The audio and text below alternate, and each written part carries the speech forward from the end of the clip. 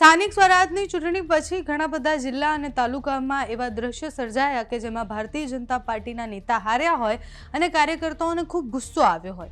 આવું જ ફરી એકવાર ભરૂચ જિલ્લાના જંબુસર તાલુકાની કાવી 2 બેઠક પર થયું છે। ભાજપના ઉમેદવાર શકીલ અહેમદ મલેકની હાર બાદ ત્યાં તણાવની સ્થિતિ સર્જાઈ છે। આમ આદમી પાર્ટીના શાહેલ એ ત્યાં જીત્યા અને પછી રાજકીય ઘર્ષણની શરૂઆત થઈ।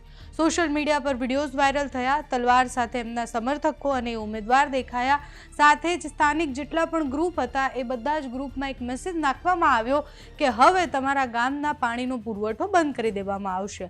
એટલે ભારતીય જનતા પાર્ટીના નેતાએ હાર પચાવી ન શક્યા અને પછી એવું કહ્યું કે હવે તમને પાણી નહીં મળે કારણ કે તમે અમને ચૂંટીને તો મોકલ્યા નથી।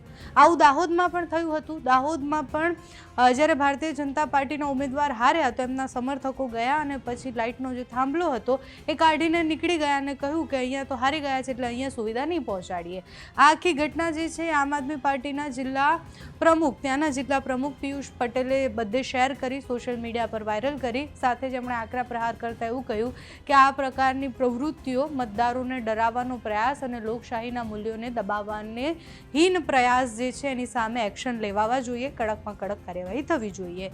એમણે સ્ક્રીનશોટ પણ શેર કર્યા કે જેમાં એ લખેલો આખો મેસેજ દેખાય છે કે એવું કહેવામાં આવે છે કે અહીંયા હવે ગામમાં પાણીનો પુરવઠો બંધ થઈ જશે।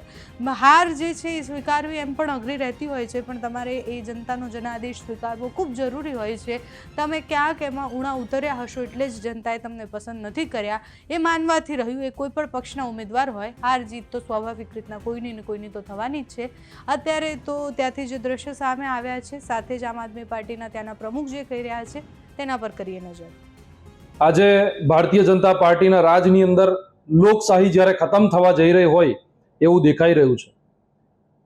ભરૂચ જિલ્લાના જે જંબુસર તાલુકામાં આવેલ કાવી 2 બેઠક જે છે, આ કાવી તાલુકા પંચાયતની બેઠક ઉપર આમ આદમી પાર્ટીના ઉમેદવાર એવા સોહેલભાઈ મલેક જ્યારે વિજેતા થયા છે, સામે ભારતીય જનતા પાર્ટીના જે હરીફ ઉમેદવાર હતા તેઓ હારી ગયા છે આ ઇલેક્શન।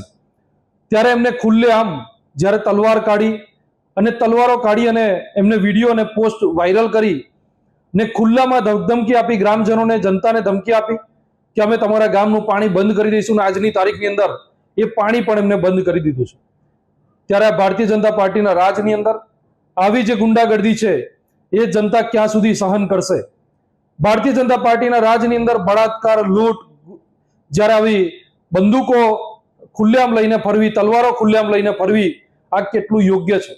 આ ગુજરાતના આવનારા ભવિષ્ય માટે ખૂબ શરમજનક વાત છે કે આવી રીતે જ્યારે કોઈ પણ પક્ષનો ઉમેદવાર જ્યારે જીતે છે, આમ આદમી પાર્ટીનો આટલો દર સાનો આમ આદમી પાર્ટીનો ઉમેદવાર જ્યારે જીત્યા છે ત્યારે એમના ઉમેદવારને કંઈક હેમખેમ પ્રમાણે એમને દબાવવાનો પ્રયત્ન થઈ રહ્યો હોય એવી પ્રકારની આ તાનાશાહી અત્યારે ચાલી રહી છે।